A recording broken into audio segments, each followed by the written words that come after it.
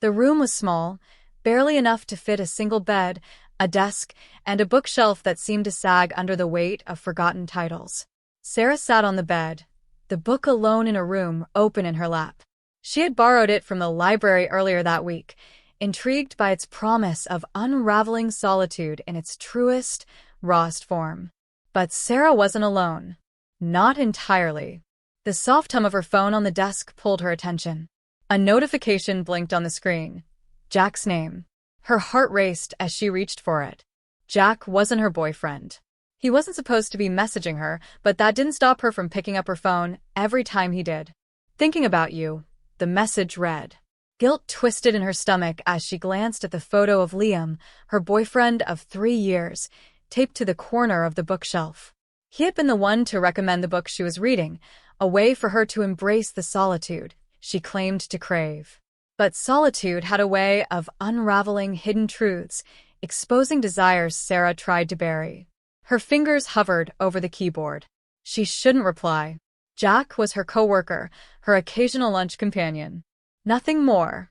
Yet, there was a thrill in their conversations, a spark she hadn't felt in a long time. "I shouldn't be doing this," she muttered to herself, but her thumb moved on its own. "Me too," she typed and hit send. The reply came quickly. "Wish I could see you tonight." Sarah stared at the screen, her mind torn between excitement and dread. Liam was out of town for the weekend, trusting her with the peace of their shared apartment. Trusting her, period. And here she was, sitting alone in a room, caught between two versions of herself. Her phone buzzed again. "I'll be near your place later." Just saying. A long silence stretched between her and the screen. She tried to refocus on the book, but the words blurred as her mind spiraled into questions she wasn't ready to answer. Did she love Liam? Was this thing with Jack just a fleeting escape? Or was it something more? By the time she looked up, the room felt suffocating. She grabbed her coat and keys, leaving the book open on the bed. The title stared back at her like a mirror she didn't want to face. Alone in a room. The door clicked shut behind her, leaving the room empty, but not truly alone. The street outside was quiet, bathed in the warm glow of streetlights. Sarah's footsteps echoed as she walked, her phone clutched tightly in her hand. She hadn't replied to Jack's last message, but she hadn't deleted it either. Her thumb hovered over his name in her chat list, her mind racing. She turned the corner and found herself at the small park near her apartment. The swings creaked softly in the breeze, and the air carried the faint scent of damp earth. Sarah sat on a bench, her thoughts heavy. Her phone buzzed again. Another message from Jack. "I'm here." Her heart leapt into her throat. She looked up and saw him, standing just beyond the park's entrance. His tall frame was silhouetted against the soft glow of a street lamp, his hands shoved deep into the pockets of his jacket. He caught her gaze and smiled, the kind of smile that made her feel seen, even in the darkest corners of her doubt. Sarah hesitated but eventually stood, her legs moving before her mind could stop them. As she approached him, the weight of her choices pressed harder on her chest. She could feel the line she was about to cross, the one she'd told herself she never would. "Hey," Jack said softly, his voice warm and inviting. "Hey," she replied, her own voice barely above a whisper. They stood there for a moment, the silence between them charged with unspoken words. Jack reached out and touched her arm lightly, and Sarah felt a jolt of something she couldn't quite name. "I shouldn't have come," she said, stepping back. "This isn't right." Jack's expression softened. "I know, but sometimes things don't feel right because they scare us, not because they're wrong." Sarah shook her head, her emotions in turmoil. "Liam trusts me. He loves me. And she trailed off, unsure if she could even finish the sentence. "And do you love him?" Jack asked, his voice steady but curious. The question lingered in the air, and Sarah felt tears prick the corners of her eyes. Did she? Or had their relationship become a comfort zone, a routine she was too afraid to leave? "I don't know," she admitted, her voice breaking. "I don't know anything anymore." Jack stepped closer, his gaze locked on hers. "You don't have to decide everything right now, but you do need to decide what feels true to you." Not to Liam, not to me, just you. Sarah stared at him, the honesty in his words cutting through her confusion. She felt the tears spill over, and Jack reached out, brushing one away with his thumb. I'm not here to complicate your life, he said softly. But I am here if you need someone to listen. Sarah looked away, her mind a storm of conflicting emotions. She wanted to believe him, to let herself lean into the connection they shared. But the thought of Liam, of the life they had built, held her back. I need time, she finally said, stepping away from Jack. I need to figure this out on my own. Jack nodded, his expression a mix of understanding and disappointment. I'll be here if you want to talk. No pressure. Sarah managed a small smile before turning and walking back toward her apartment. The night felt heavier now, the choices she faced more daunting than ever. When she reached her door, she paused, her hand resting on the doorknob. Inside, the book still lay open on the bed, its pages whispering secrets of solitude and self-discovery. Sarah stepped inside, closing the door behind her. Alone in the room once more, she sat on the bed and picked up the book, determined to finish it. Maybe, just maybe, its words would guide her to the answers she so desperately needed. The room felt different now, as though it had absorbed the tension Sarah carried back with her. She sat cross-legged on the bed, the book in her hands, but the words still refused to focus. Her mind replayed the evening over and over. Jack's soft voice, his touch, the question he'd asked, "Do you love him?" It was a simple question, but the answer felt anything but simple. She closed the book and placed it on the nightstand, then reached for her phone. Her finger hovered over Liam's name in her contacts, her chest tightening. He was away, attending a work seminar, likely asleep by now. She debated calling him, if only to hear his voice and remind herself of the life they'd built together. But what would she say? That she was questioning everything? That someone else had stirred feelings she thought were buried? Instead, she opened the chat with Jack. The last message he'd sent, "I'll be here if you want to talk." No pressure, stared back at her. It was reassuring and maddening all at once. She wanted to talk, but she feared what she might say if she started. Her phone buzzed again, this time an email notification. She sighed in relief. It wasn't Jack or Liam, just an inbox update. She tossed the phone onto the bed and leaned back, staring at the ceiling. In the quiet, her thoughts grew louder. The way Liam looked at her when he thought she wasn't paying attention. The way Jack made her laugh at work, like no one else had in years. The safety of her life with Liam versus the thrill of uncertainty Jack represented. It was a choice she didn't want to make, but it loomed over her, demanding an answer. The next morning, Sarah woke to the pale light of dawn filtering through the blinds. She felt groggy, her sleep restless and filled with fragmented dreams of Liam and Jack, their faces blurring together. She reached for her phone instinctively and found 2 new messages waiting for her. The first was from Liam. "Good morning, love. Hope you're doing okay. Can't wait to see you tomorrow." The words felt familiar, almost mechanical. She could picture him typing them quickly between sessions, not realizing how they'd twist the knot in her stomach tighter. The second message was from Jack. "I hope you're feeling okay today. I'm still here if you need anything." His words carried a gentleness that felt too intimate, too dangerous. Sarah set the phone down without replying to either message and dragged herself out of bed. She spent the day trying to distract herself, cleaning the apartment, going for a long walk, even picking up alone in a room again. But nothing could keep her thoughts at bay. When night fell, she found herself standing in front of the mirror in her bathroom, staring at her reflection. "Who are you?" she whispered to the woman in the glass.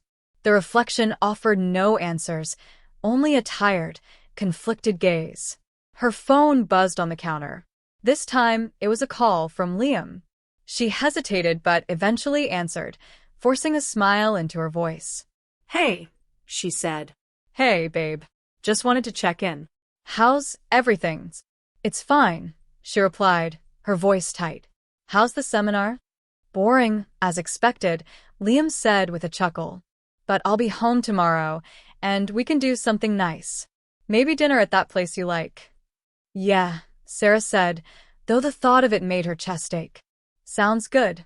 They exchanged a few more pleasantries before hanging up. Sarah stared at the blank screen, her heart heavy. Liam's love was steady and safe, but it felt like she was standing on the edge of a cliff, looking at a life she wasn't sure she belonged to anymore. She thought of Jack, of his question and his promise to listen. Her fingers hovered over his name again. This time, she clicked it.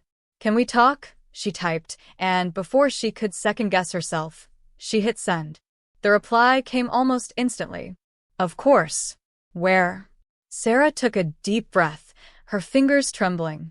She typed back, "The park, 9 p.m., the message sent, and for the first time in days, her mind felt quiet.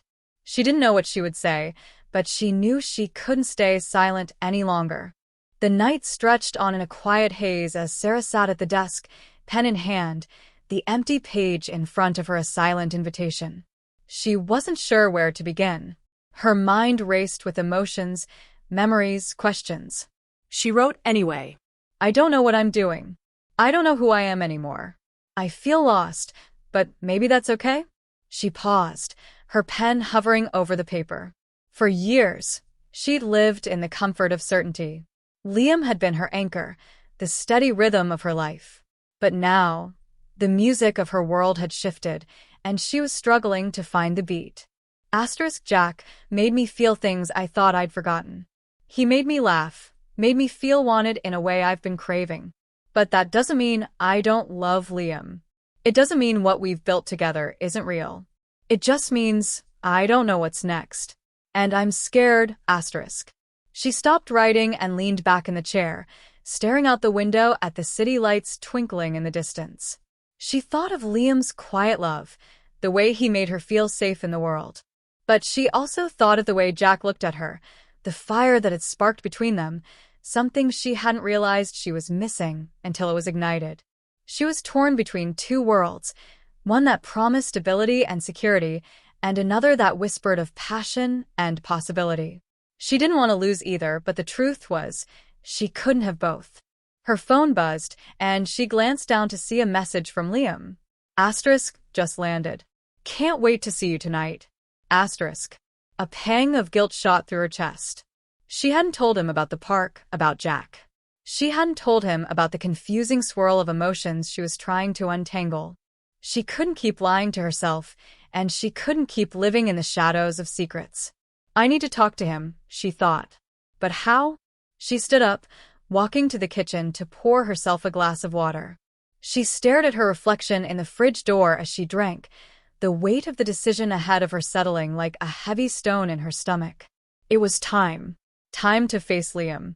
Time to be honest with him and with herself. At 7 p.m., Liam walked through the door.